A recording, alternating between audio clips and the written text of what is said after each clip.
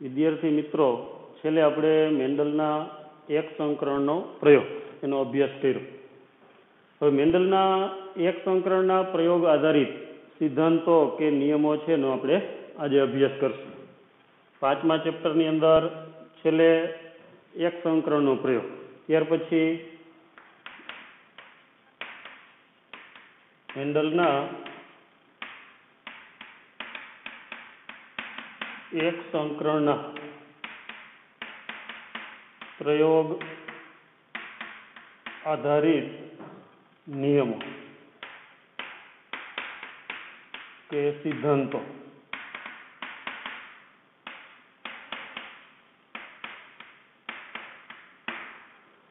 મેન્ડલના એક સંકરણના પ્રયોગના આધારે બે નિયમો કે બે સિદ્ધાંતો છે એ આપવામાં આવેલા છે. એમાં એક પહેલો સિદ્ધાંત છે એ પ્રભુતાનો નિયમ.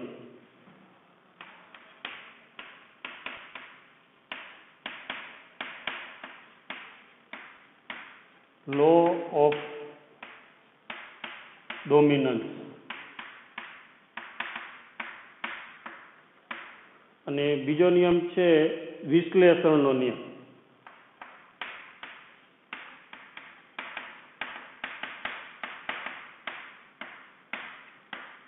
Law of segregation.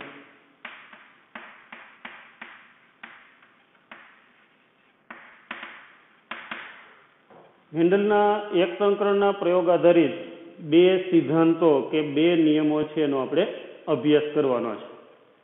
એમાં પહેલો નિયમ છે આપણે જોઈએ તો પ્રભુતાનો નિયમ.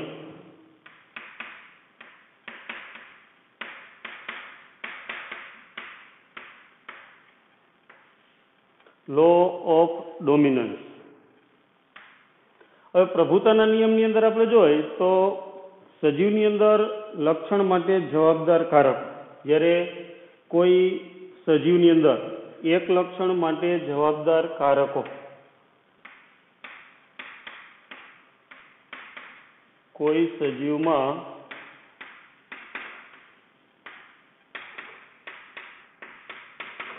એક લક્ષણ માટે જવાબદાર કારકો કે જનીનો જુદા જુદા હોય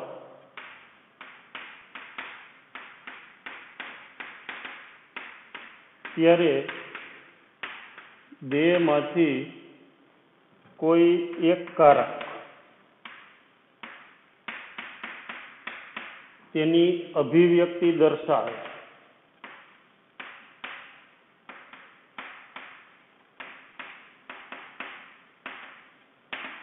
અભિવ્યક્તિ એટલે કે પ્રદર્શિત થાય છે.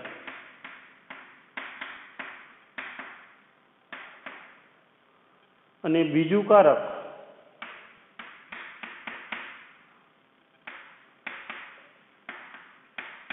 અવ્યક્ત રહે છે. સજીવની અંદર કોઈ એક લક્ષણ માટે જવાબદાર કારકો જુદા જુદા હોય ત્યારે બેમાંથી કોઈ એક કારક જ એની અભિવ્યક્તિ દર્શાવે છે. અને બીજું કારક છે એ કેવું હોય તો કે એ અવ્યક્ત રહે છે, એટલે કે પ્રદર્શિત થતું નથી.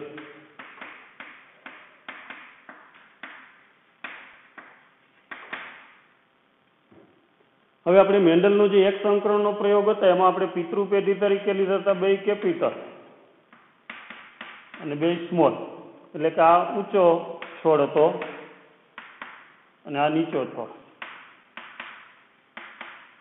એનું જે સંકરણ કરવામાં આવે છે અને એમાંથી આપણને મળે છે આ F1 પેઢી.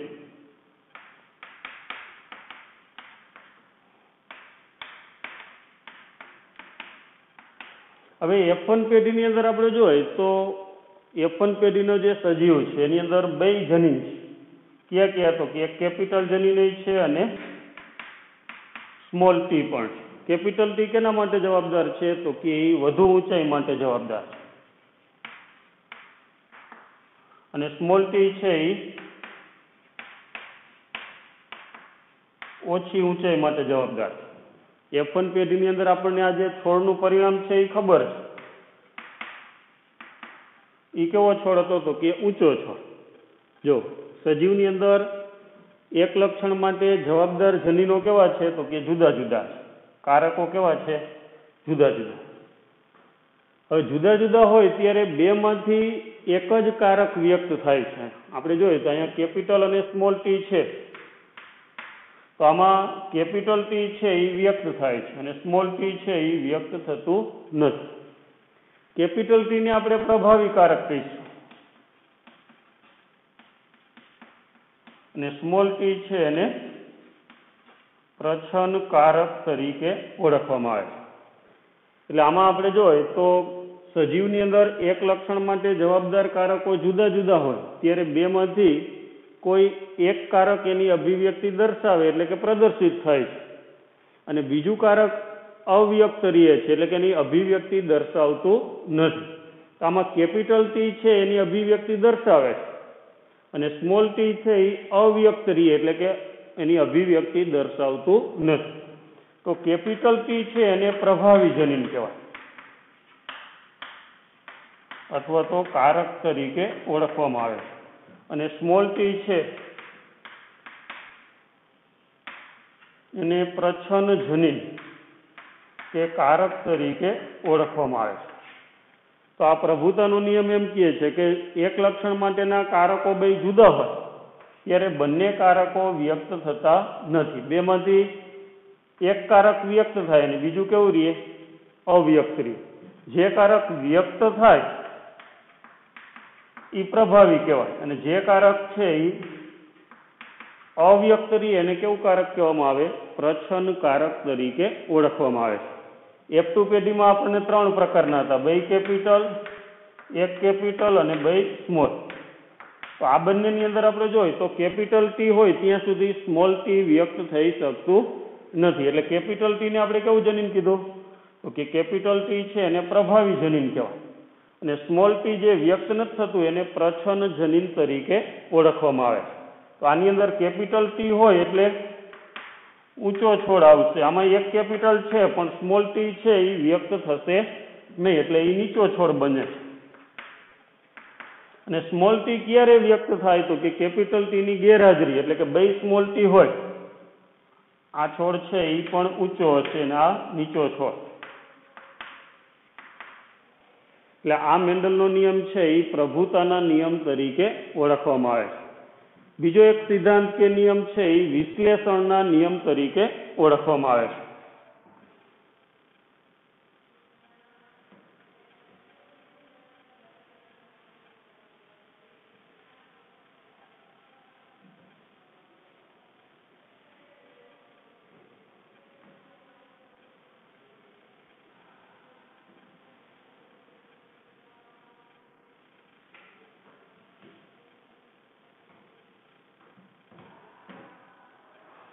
બીજો મેન્ડલનો નિયમ છે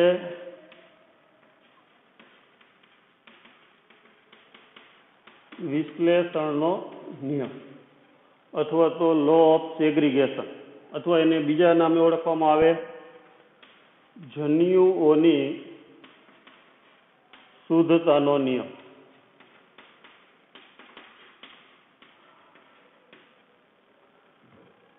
હવે જન્યુઓની શુદ્ધતાની નિયમની અંદર આપણે જોઈએ તો સજીવ છે એ કોઈ એક લક્ષણ માટે સમયુગ્મી કે વિષમયુગ્મી હોય.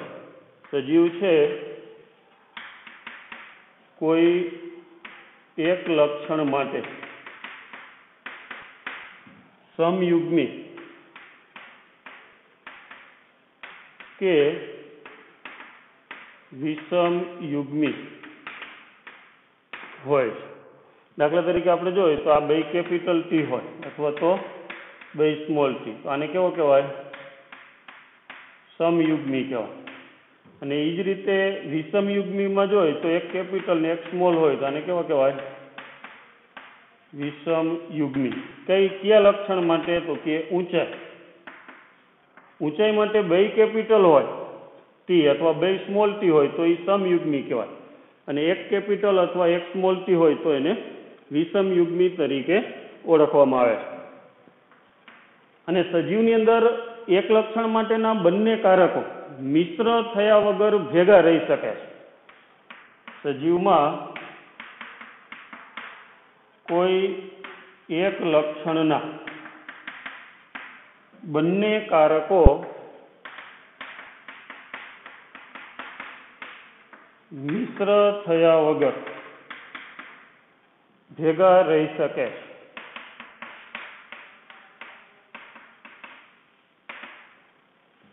જ્યારે તેમાંથી જન્યુનું નિર્માણ થાય, એટલે કે પ્રજનન કોષોનું નિર્માણ થાય, ત્યારે બેમાંથી કોઈ એક જ કારક જન્યુમાં દાખલ થાય. સજીવમાંથી જ્યારે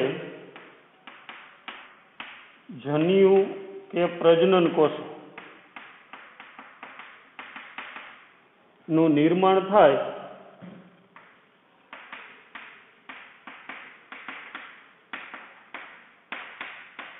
ત્યારે બેમાંથી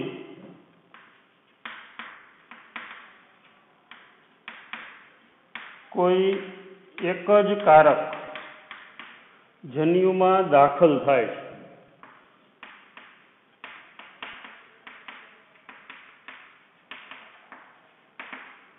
દાખલા તરીકે આપણે અહીં જોઈએ તો વટાણાના F1 પેઢી જે છે એમાં આ સજીવ છે, F1 પેઢી. હવે એમાંથી જન્યુ બનશે એટલે બે પ્રકારના બનશે, કેપિટલ ટી વાળા અને સ્મોલ ટી. આ સજીવ છે. સજીવની અંદર એક લક્ષણના કેટલા કારકો છે? બે. જ્યારે એમાંથી જે જન્યુ બને એ જન્યુની અંદર જે તે લક્ષણના કેટલા કારક છે? તો કે એક જ કારક છે. એટલે જન્યુની અંદર બેમાંથી કોઈ એક જ કારક દાખલ થાય છે. એટલે જન્યુ છે એ હંમેશા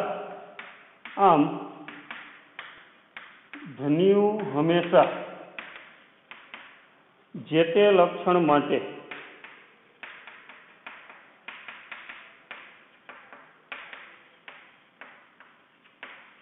શુદ્ધ જ હોય છે. એટલે કે જો અહીંયા કેપિટલ ટી હોય જન્યુ, તો એ શેના માટે જવાબદાર છે? વધુ ઊંચાઈ માટે.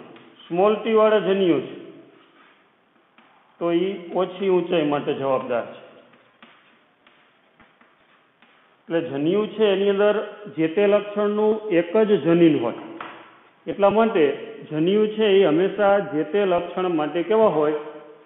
શુદ્ધ હોય. સજીવ છે એ શુદ્ધ અથવા અશુદ્ધ અથવા તો સમયુગ્મી કે વિષમયુગ્મી હોય, પણ એમાંથી જ્યારે જન્યુનું નિર્માણ થાય ત્યારે જન્યુ છે એમાં એક જ જનીન અથવા એક જ કારક હોય. એટલે જન્યુ છે એ હંમેશા કેપિટલ ટી હોય તો એ વધુ ઊંચાઈ માટે શુદ્ધ કહેવાય, અને સ્મોલ ટી હોય તો એ ઓછી ઊંચાઈ માટે શુદ્ધ કહેવાય. એટલે જન્યુ છે એ હંમેશા શુદ્ધ જ હોય, એટલે કે એ સમયુગ્મી કે વિષમયુગ્મી હોય નહીં. એટલા માટે આ વિશ્લેષણના નિયમને જન્યુઓની શુદ્ધતાના નિયમ તરીકે પણ ઓળખવામાં આવે. મેન્ડલના બે નિયમ આપણે એક સંકરણના પ્રયોગ આધારિત, એક પ્રભુતાનો નિયમ આપ્યો અને બીજો આપ્યો છે વિશ્લેષણનો નિયમ, લો ઓફ ડોમિનન્સ એટલે કે પ્રભુતાનો નિયમ, અને વિશ્લેષણનો નિયમ એટલે લો ઓફ સેગ્રીગેશન. એને જન્યુઓની શુદ્ધતાના નિયમ તરીકે પણ ઓળખવામાં આવે છે. હવે મેન્ડલના એક સંકરણના પ્રયોગ આધારિત આપણે જોઈએ તો એમાં આ મેન્ડલે જે પ્રયોગ આપ્યા છે એ આપણે 1856 થી 1863 ની અંદર જે એક સંકરણના દ્વિસંકરણના પ્રયોગો અને એના આધારિત એને કેટલાક સિદ્ધાંતો કે નિયમો આપ્યા છે. હવે મેન્ડલે આપેલા જે કથનો કે સિદ્ધાંતો કે નિયમ એ કાયમી સાચા ઠર્યા નથી. એટલે કે મેન્ડલના પણ અમુક મર્યાદા હતી, અથવા તેના સિદ્ધાંતો એની મર્યાદા હતી, કારણ કે એના કેટલાક નિયમો છે એ પાછળથી ખોટા પણ પડ્યા છે. અને એવો જ એક આપણે ઉદાહરણ લેવાનું છે અપૂર્ણ પ્રભુતાનું. એટલે કે મેન્ડલના નિયમને ખોટો પાડતું એક આપણે ઉદાહરણ લઈએ તો એનું એક ઉદાહરણ છે અપૂર્ણ પ્રભુતા.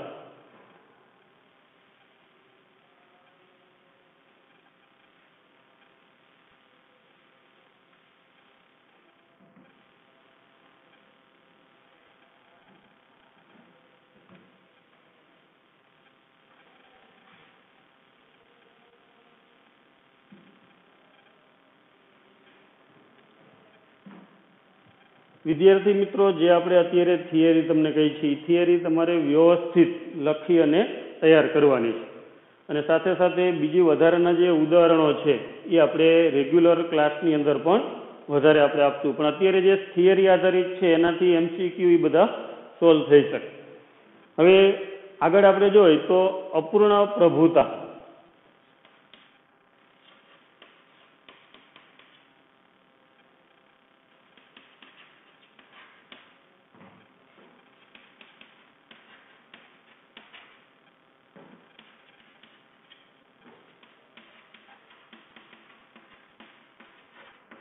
ઇનકમ્પ્લીટ ડોમિનન્સ, અપૂર્ણ પ્રભુતા. હવે અપૂર્ણ પ્રભુતાની અંદર એક આપણે અહીં આપેલું છે શ્વાન પુષ્પ.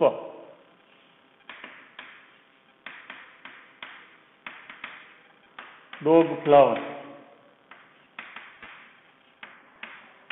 અને બીજું ઉદાહરણ છે ગુલબાસ, જેને રાતરાણી અથવા તો મીરાબિલિસ ઝલાપા. હવે મેન્ડલે શું કીધેલું હતું કે મેન્ડલે એમ કીધું કે એક લક્ષણ માટે બે કારકો જુદા જુદા, ત્યારે બેમાંથી એક કારક છે એ પ્રભાવી અને બીજું કારક કેવું હોય? પ્રચ્છન્ન. હવે ગુલબાસની અંદર આપણે જોઈએ તો એમાં 3 પ્રકારના પુષ્પો જોવા મળે છે. તે શ્વાન પુષ્પની અંદર આપણે જોઈએ તો આમાં પુષ્પ જે છે એ કેટલા રંગના હોય? 3 રંગની અંદર. એક લાલ રંગના પુષ્પ છે, બીજા સફેદ રંગના પુષ્પો છે અને ત્રીજા ગુલાબી રંગના પુષ્પો છે.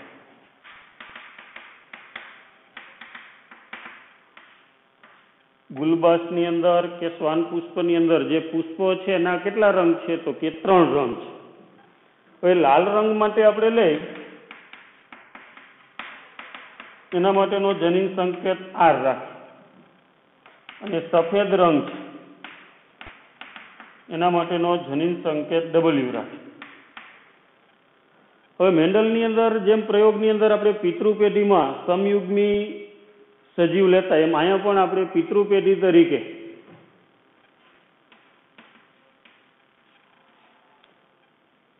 સમયુગ્મી એટલે કે શુદ્ધ એવા લાલ પુષ્પવાળા છોડને એક પિતૃ તરીકે પસંદ કરી છે.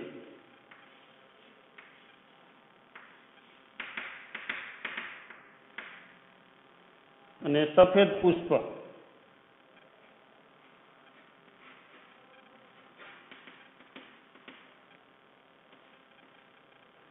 જો અહીંયા આપણે સફેદ પુષ્પ જે છે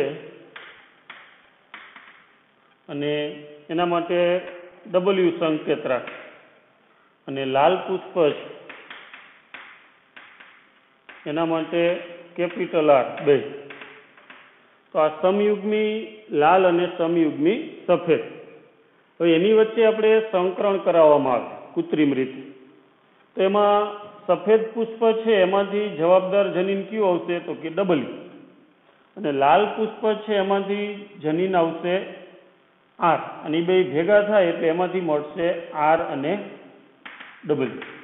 આ જે પેઢી થઈ F1 પેઢી તરીકે ઓળખવામાં આવે છે. પેલી પેઢી પ્રથમ સંતતિ પેઢી. હવે પ્રથમ સંતતિ પેઢીની અંદર આપણે જોઈએ તો એક સફેદ પુષ્પમાંથી W અને લાલ પુષ્પમાંથી R, અને એ બે ભેગા થવાથી R અને W ભેગા થાય છે. હવે સ્વાભાવિક છે કે આની અંદર આપણે જોઈએ તો કેપિટલ R છે એ પ્રભાવી હોય તો પુષ્પનો રંગ કેવો મળવો જોઈએ? લાલ.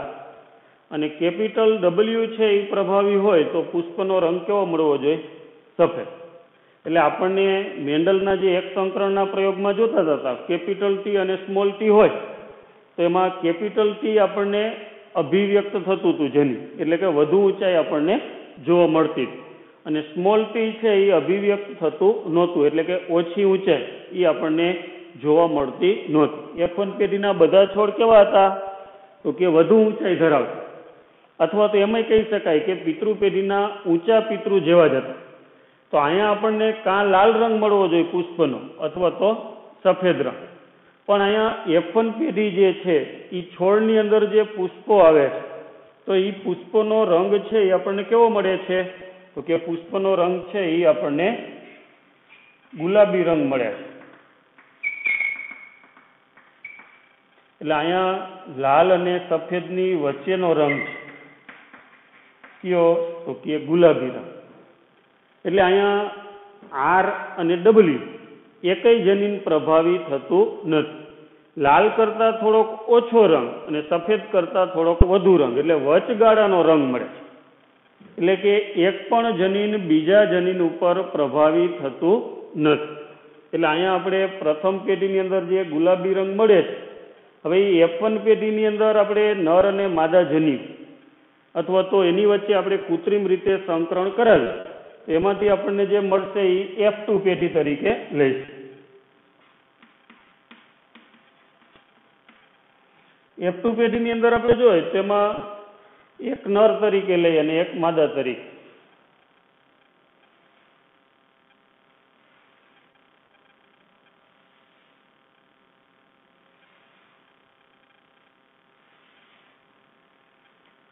હવે અહીંયા આપણે બે છોડ લઈએ, એમાં ગુલાબી રંગવાળા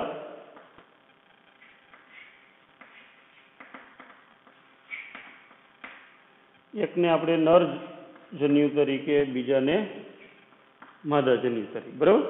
તો નર જન્યુમાં આપણે જોઈએ તો અહીંયા એક R લે, બે જન્યુ મળશે આમાંથી અને આમાંથી W, કારણ કે આનું જનીન બંધારણ કેવું છે? RW. એમાંથી બે પ્રકારના જન્યુ બનશે.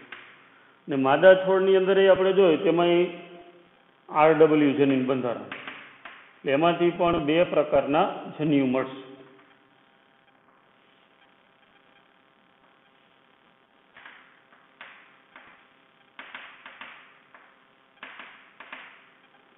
હવે જો અહીંયા બે ભેગા થાય તો અહીંયા RR, પછી અહીંયા બે ભેગા થાય તો R અને આમાંથી W, આમાંથી આપણે લઈએ તો અહીંથી R, અહીંથી W, તો RW, અને અહીંયા બે ભેગા થાય તો WW. હવે આપણે જોઈ શકીએ કે બે કેપિટલ R હોય તો આમાં કેવો રંગના પુષ્પ હશે? તો કે લાલ રંગ. બે સ્મોલ W હોય એટલે કે સફેદ રંગ માટે તો આ સફેદ રંગ. એક કેપિટલ R ને એક કેપિટલ W તો એમાં કેવો રંગ હશે? ગુલાબી રંગ.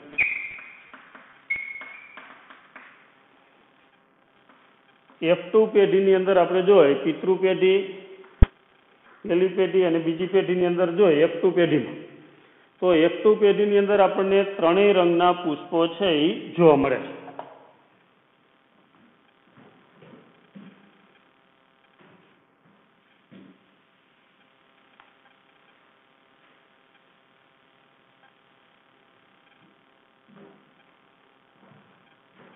F2 પેઢીનું પરિણામ જોઈએ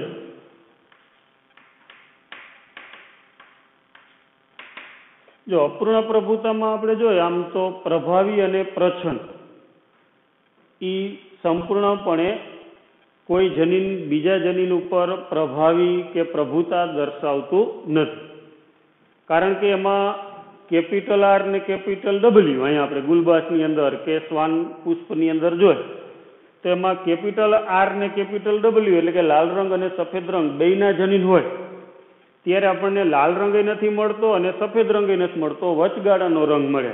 એટલે કે કેપિટલ RW ઉપર કે W છે એ કેપિટલ R ઉપર પ્રભાવિત થઈ શકતું નથી, પણ વચગાળાનો એટલે એને આપણે શું કીધું? અપૂર્ણ પ્રભુતા તરીકે ઓળખવામાં આવે છે. F2 પેઢીની અંદર આપણે જોઈએ તો લાલ રંગના પુષ્પ જે છે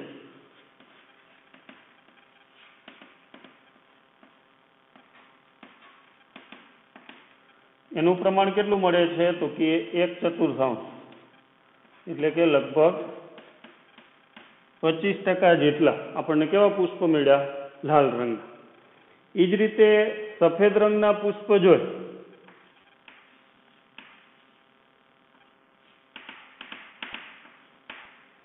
તો સફેદ રંગ છે એના માટે W લે તો એ પણ કેટલા મળે છે? તો કે 1/4, એટલે કે લગભગ 25% જેટલા આપણને કેવા મળે છે? સફેદ રંગવાળા. 25% પુષ્પ છે એ લાલ રંગ. અને જાંબલી આ ગુલાબી રંગના પુષ્પ જોઈએ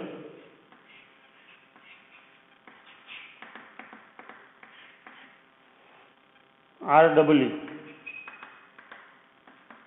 તો કે એનું પ્રમાણ આપણને 1/2 એટલે કે લગભગ 50% જેટલા પુષ્પો છે એ આપણને કેવા મળે છે?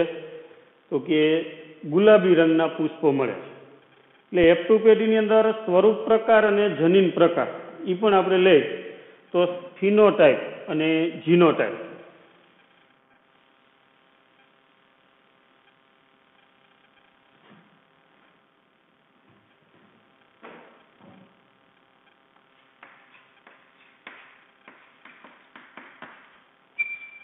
સ્વરૂપ પ્રકારની અંદર જોઈએ તો લાલ પુષ્પ, જેમ ગુલાબી પુષ્પ, જેમ સફેદ પુષ્પ, એનું પ્રમાણ કેટલું મળે? તો કે 1:2:1, એટલે કે ફિનોટાઇપ. અને જનીન બંધારણ જે છે એ જનીન પ્રકાર.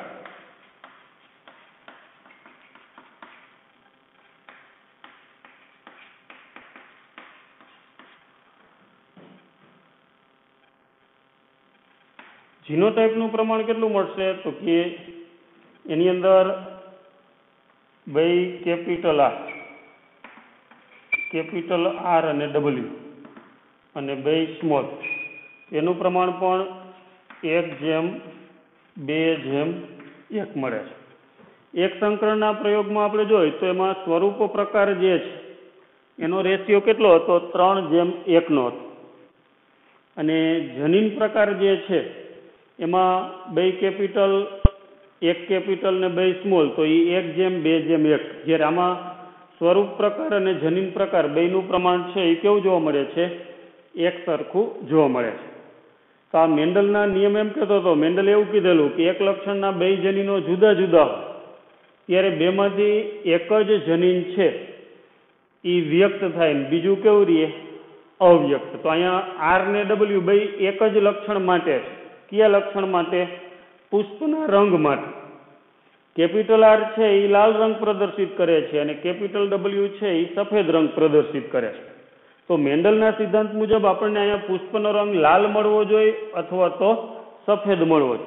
પણ અહીંયા મેન્ડલના નિયમ છે એ ખોટો પડે છે.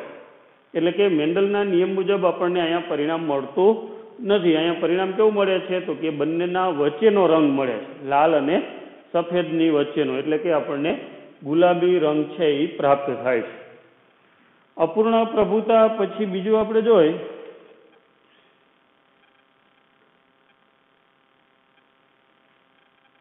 પછી સહપ્રભાવિતા એક આવે છે. સહપ્રભાવિતા.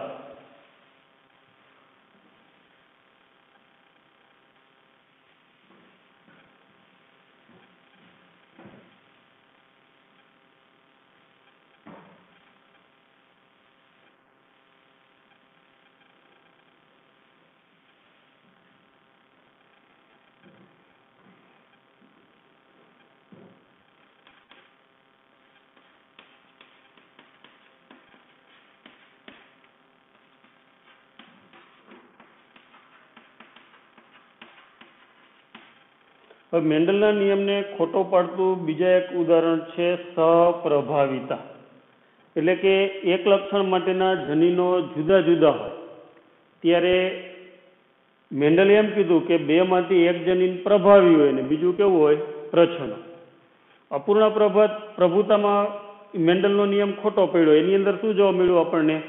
તો કે એની અંદર એવું જોવા મળે છે કે બંનેની વચ્ચેનો રંગ મળ્યો. કેમાં?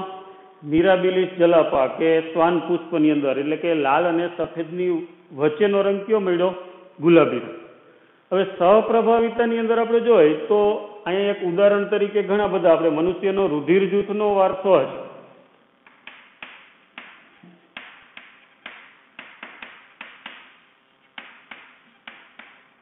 જ એનો ઉદાહરણ તરીકે લઈ શકાય. એમાં આપણે રુધિર જૂથની અંદર ખાસ કરીને એબીઓ રુધિર જૂથ જે છે એમાં 4 પ્રકાર આવે છે, એ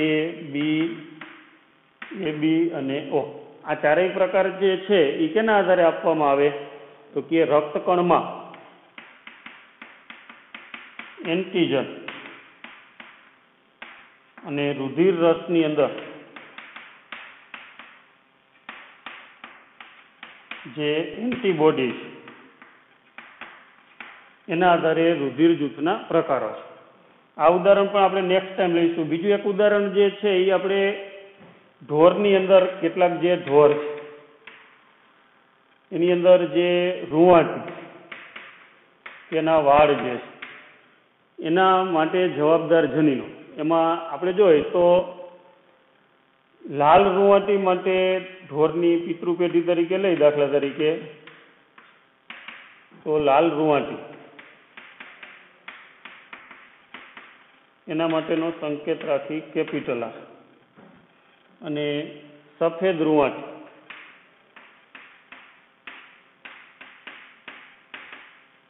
એના માટે ડબલ્યુ રાખીએ અથવા સ્મોલ આર રાખીએ ગાય, સ્મોલ આર રાખીએ. બરાબર.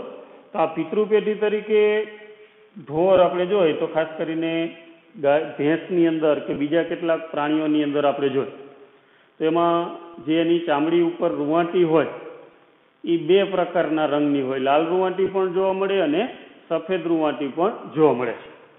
હવે એ 2 વચ્ચેનું સંકરણ કરી તો આમાંથી રંગ માટેનું કેપિટલ આર આવશે, આમાંથી રંગ માટેનું સ્મોલ આર, અને એ 2 ભેગા થાય તો કેપિટલ આર અને સ્મોલ આર. આ કેની અંદર તો કે F1 પેઢીની અંદર જોવા મળે છે.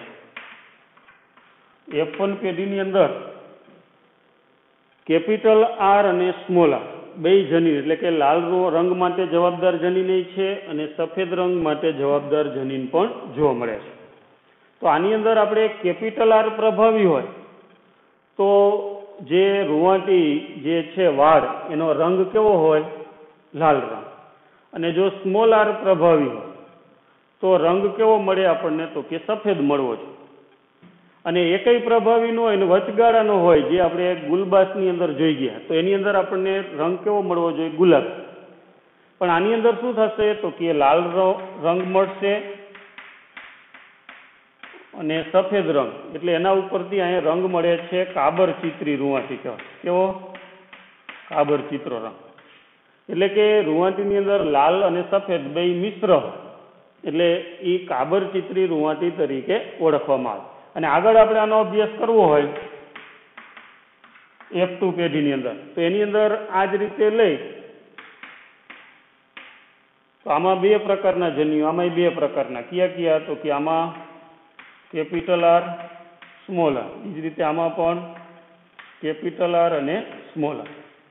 હવે કયા ભેગા થાય તો કે આ 2 ભેગા થાય, 2 કેપિટલ પેલા સાથે બીજું જોડો, 1 કેપિટલ 1 સ્મોલ બીજા સાથે પેલું જોડો, 1 કેપિટલ 1 સ્મોલ અને બીજા સાથે બીજું જોડો, 2 સ્મોલ. તો સ્વાભાવિક છે કે આ કેવો રંગ હશે? લાલ રંગ. આ કેવો રંગ હશે? સફેદ રંગ. અને આ કેવો રંગ તો કે કાબર ચિત્રો.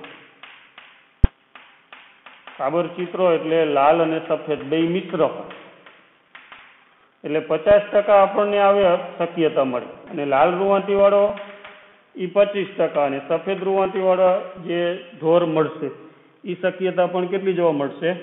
25%. તો અહીંયા પણ મેન્ડલનો નિયમ છે એ ખોટો પડે. મેન્ડલે શું કીધું હતું કે એક લક્ષણ, અહીંયા લક્ષણ કયું છે તો કે વાળનો રંગ. એના માટેના 2 જનીનો કે કારકો કેવા હોય તો કે જુદા જુદા. અહીંયા 2 કારક જુદા છે, એક કેપિટલ આર છે અને બીજું સ્મોલ આર. એટલે મેન્ડલે એમ કીધું કે 2 માંથી એક જ કારક વ્યક્ત થાય, જે એક સંકરણના પ્રયોગમાં આપણને જોવા મળ્યું હતું વટાણા. કેપિટલ ટી ને સ્મોલ ટી 2 હતા ત્યારે આપણને શું જોવા મળ્યું હતું? અહીંયા તો કે આ વ્યક્ત થાય છે અને આ કેવું રહેતું હતું? અવ્યક્ત. એટલે આપણે આને પ્રભાવી કીધું હતું અને આને કેવું કીધું?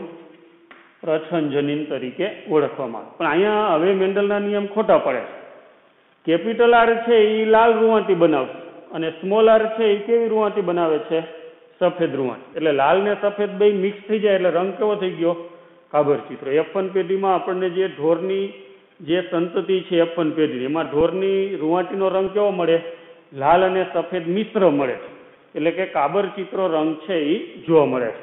અને F2 પેઢીમાં બે કેપિટલ આર ભેગા થાય તો લાલ રૂંવાટી, બે સ્મોલ આર ભેગા થાય તો સફેદ રૂંવાટી, એક કેપિટલ આર ને એક સ્મોલ આર ભેગા થાય તો આપણને રંગ કેવો મળશે?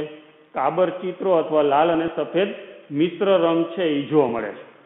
તો આવા બીજા ઉદાહરણ છે એબીઓ રુધિર જૂથ, એ પણ આપણે આવતી વખતે જોશું. અહીંયા આપણે જે ખાસ કરીને મેન્ડલના જે એક સંકરણ પ્રયોગ આધારિત બે નિયમો, એક પ્રભુતાનો નિયમ અને બીજો વિશ્લેષણનો નિયમ, અને મેન્ડલના નિયમને ખોટા પાડતા બે ઉદાહરણ લીધા, એક અપૂર્ણ પ્રભુતા અને બીજું સહપ્રભાવિત. તો આવતી વખતે આપણે આગળ લેશું અહીંથી દ્વિસંકરણનો પ્રયોગની, પણ એના માટે તમારે અહીંયા સુધી છે એ ખાસ વ્યવસ્થિત જેટલું થયેલું એ દરેક લેક્ચર વાઇઝ વ્યવસ્થિત તૈયાર કરવાનું, અને એના આધારિત MCQ અને વધુ ડીપમાં આપણે રેગ્યુલર ક્લાસની અંદર પણ વધારે એની અંદર ચર્ચા કરશું. પણ અત્યારે જે આ થિયરીમાં છે એ મુજબની ઉદાહરણ સહિત છે એ તૈયાર કરવાનું છે.